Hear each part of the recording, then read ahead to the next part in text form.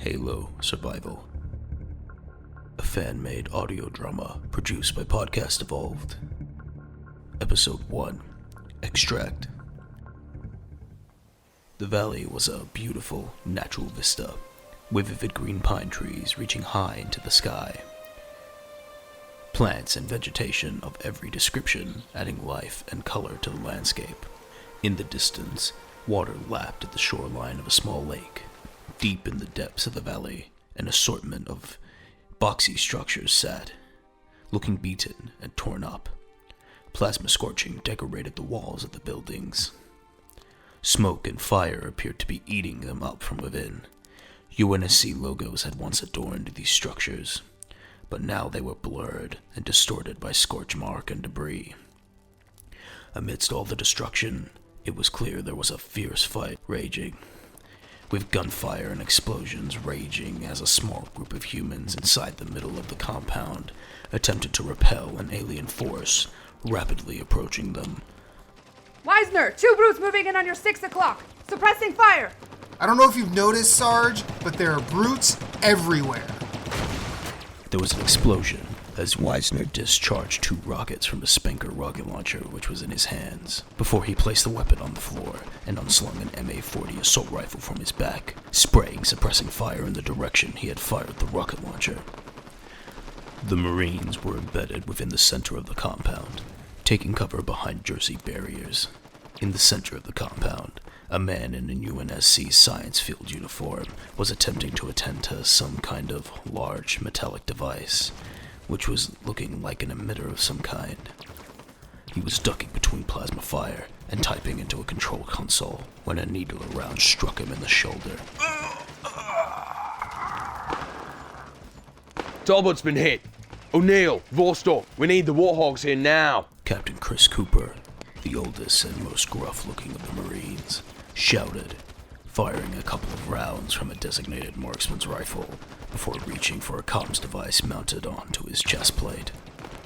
The man on the ground sprawled in a pool of red blood, screaming as his filled uniform became drenched in a dark crimson. Help. I can't feel my shoulder. Hang on! We're going to... There was a small explosion as a round from a fuel rod cannon struck the emitter, and it collapsed onto Talbot. He let out another yelp of pain, and then fell deathly silent. Damn it! If we lose Talbot, then she'll be all over us in no time. Holt, Weisner, cover me. Where the hell are those Warthogs? Cooper shouted, sprinting out from his cover. He hauled the collapsed emitter off of Talbot and slung the DMR over his shoulder, dragging Talbot out and into cover. There was an alien hum as a couple of ghosts began to appear at the far end of the compound and peppered the position the Marines were holding with plasma fire. Hot plasma tore through concrete and metal, shredding through their cover and quickly destroying what little protection they had. The Marines realized their position was no longer attainable. They needed to move. Holt, Weisner, we're leaving. Provide cover fire. We'll exfil via the south side of the compound. Cooper said, hauling Talbot's limp body up and over his shoulder as rounds continued to fly. Raj, Weisner, on me! Slowly, the group of 4 humans pulled back through the compound. They retreated past the burning buildings, overturned storage containers, and bits and pieces of scattered and broken UNSC equipment as they approached the perimeter fence of the small compound. The fence had seen better days, with long stretches collapsed and other pieces burned through with plasma. As they continued their retreat, they tried their best to return fire at the alien forces, who were closing in on every side, with plasma rounds and explosions tearing at the ground at their feet and piercing through the buildings on either side of them. Whilst Cooper ducked through the fence and hauled Talbot's body through it, Weisner and Holt crouched down in front of him, alternating between targets as they continued to engage the enemy. Sarge, Jackal Sniper, 11 o'clock! Weisner shouted, crouching as Holt twisted around and fired a BR-55 over the Marine's back. Good spot! Run, 4 o'clock! He's toast! Weisner replied, almost gleeful, as a burst of fire from his MA-40 put the enemy down. The Marines then followed Cooper through the fence. The captain hauled Talbot off his shoulder and set him down, propping him up against the fence as he pulled the DMR off his back and reloaded it. The other Marines began to do the same. taking stock of the ammunition they had left after the intense firefight. Only got a few rounds left. How are you looking? Cooper shouted over the cacophony of sound. 2 AR mags left, sir. Spanker's gone. Dropped it in the counter. 1 frag grenade and 1 mag. I've also got 2 mags for my sidearm. Damn it!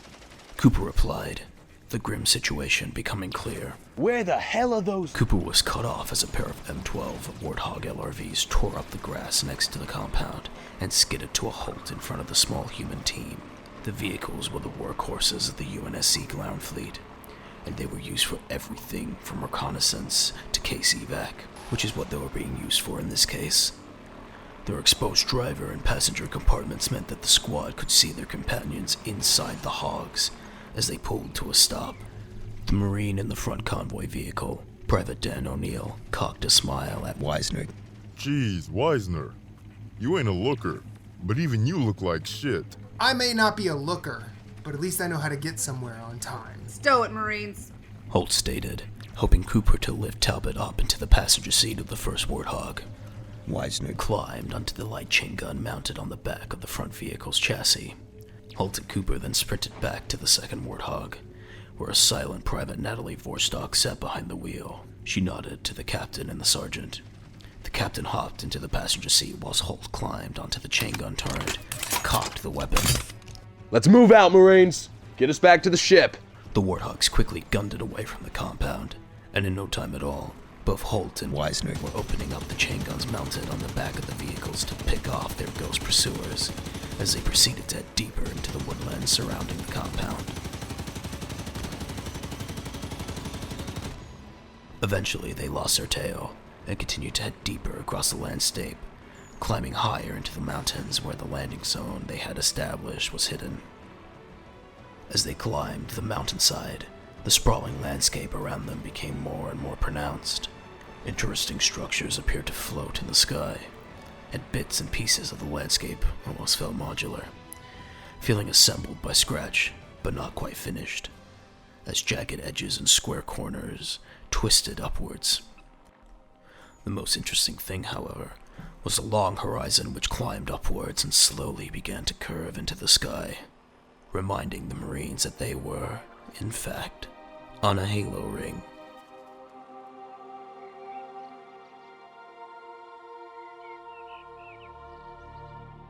You have been listening to Halo Survival, a fan-made audio drama produced by Podcast Evolved and narrated by Henry Paul David. The voice of Captain Chris Cooper was performed by Cam 4K Studios. The voice of Sergeant Maria Holt was performed by Kirsty for Halo. The voice of Private Matthew Wisner was performed by Matthew Keel. The voice of Private Dan O'Neill was performed by Demetrius Hazel. The voice of Dr. Nate Talbot was performed by William Boyer. The voice of Private Natalie Vorstock was performed by Samantha Endrist. Guest starring Brad Jost and Tim Piper. Halo Survival was written by Thomas Fishenden and Colin Perkins. Audio drama created using assets from the Halo video games, and music from both the games and the Podcast Evolved original album. Thank you for listening, and evolve.